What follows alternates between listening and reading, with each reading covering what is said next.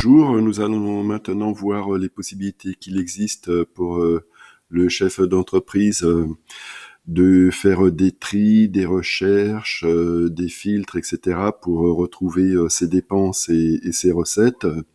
Donc on va voir que c'est extrêmement riche. Il suffit d'aller sur la petite loupe, filtrer les transactions. Donc on peut faire des recherches par période, donc aujourd'hui, hier, les 7 derniers jours, etc., ou personnalisées, c'est-à-dire avoir une sélection de date à date. On peut faire des recherches par libellé, ici ça concerne le libellé bancaire.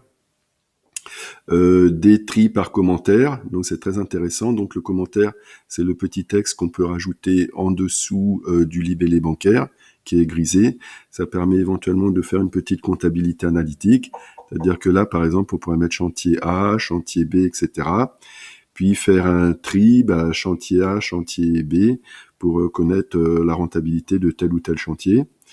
On peut faire des recherches par catégorie. Donc là, par exemple, si on voulait connaître toutes les charges sociales que l'on a eues, donc je prends charges sociales des salariés.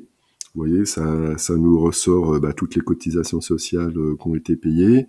Là, si on veut affiner, qu'on veut voir les 30 derniers jours, on fait comme ça.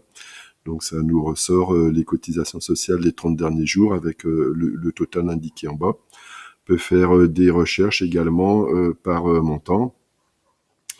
Donc c'est extrêmement riche. Après, si on descend, là on retrouve également des sélections où on peut cliquer là. Donc si on veut voir également les opérations validées ou non validées, par défaut, ça affiche à l'écran que les non validés.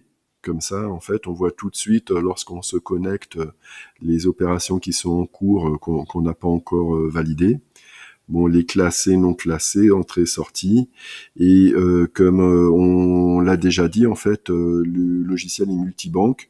Donc là, on n'a qu'une seule banque. Mais si vous aviez plusieurs banques, ça s'afficherait en dessous et vous pourriez sélectionner telle ou telle banque. Donc on retrouve également les opérations sur votre compte courant, là c'est ce qui s'appelle le compte PPP, et les opérations que vous auriez pu faire en espèces qu'on a également vues. Voilà, après pour réinitialiser, on fait comme ça, et ça va remettre l'ensemble des opérations. Donc c'est un outil vraiment très riche là pour vraiment bien piloter l'entreprise et puis faire des recherches assez précises sur les dépenses les dépenses et les recettes qu'on a pu avoir.